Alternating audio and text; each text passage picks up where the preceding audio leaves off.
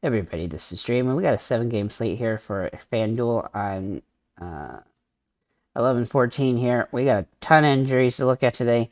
So, with further ado, let me get into that. So, we have the Raptors with Siakam, Van Vliet, Achua, and Trent Jr. all out. For the Pistons, Cunningham is out. For the Hornets, Hayward is out, and Smith Jr. is doubtful.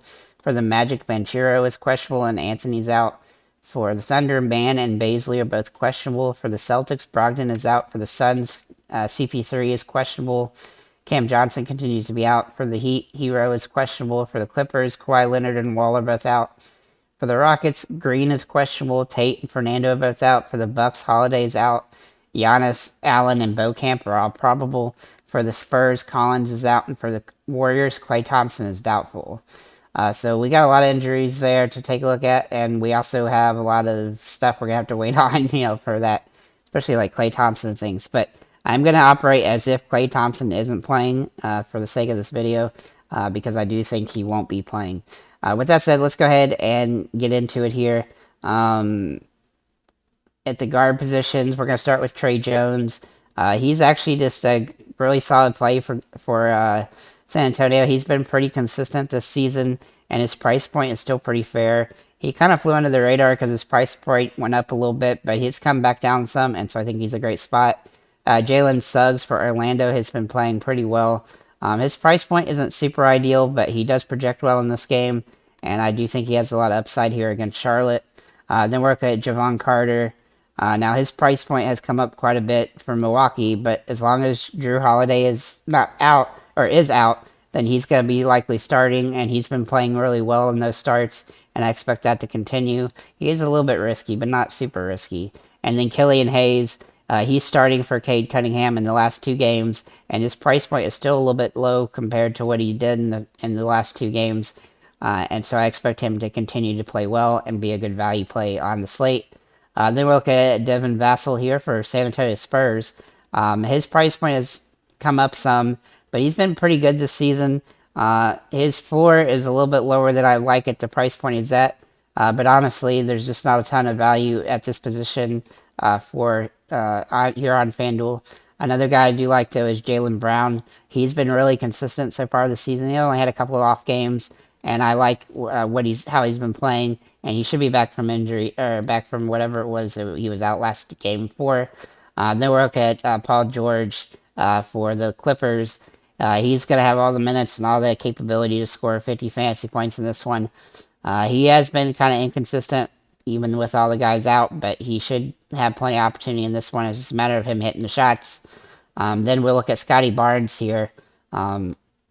He's one of the 2 guys on Toronto's starting lineup that will actually be playing today. So he looks like he's a really good place to have a big game.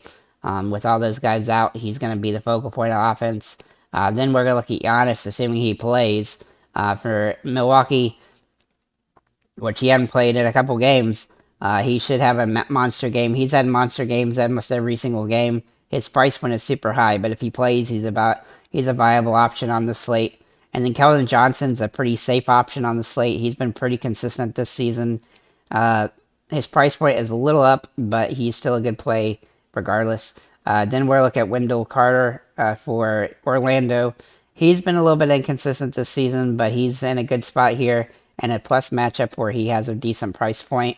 Then we'll look at Draymond Green, who has been playing more minutes lately, which hopefully he'll continue that. His price point is a little bit too cheap for his potential. As we know, he can have big, crazy games at times. Oops. Then we're going to look at Al Horford for Boston. Now, he's in a great spot here for them. He's been playing really well the last few games, and I really like his upside with this at this price point. Then we'll look at Sengun for Houston. Now, this is a toughish matchup, but he's been pretty consistent with the exception of last game. His price point has come up a little bit, but he's still a pretty good value play, a very interesting play on this one.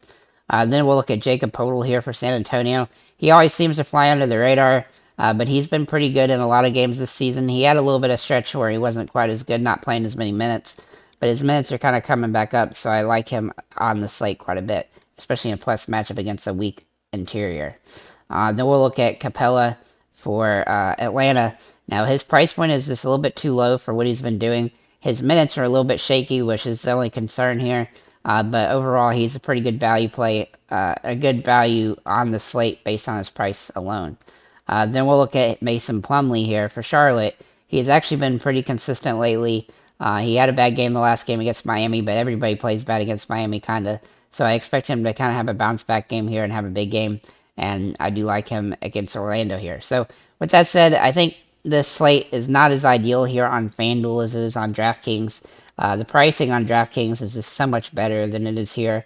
We still have some good plays here, but there's nothing that really jumps out. It seems like the value plays on FanDuel or the value plays on DraftKings are overpriced on FanDuel, and trying to find a good balance here is going to be a little bit more difficult.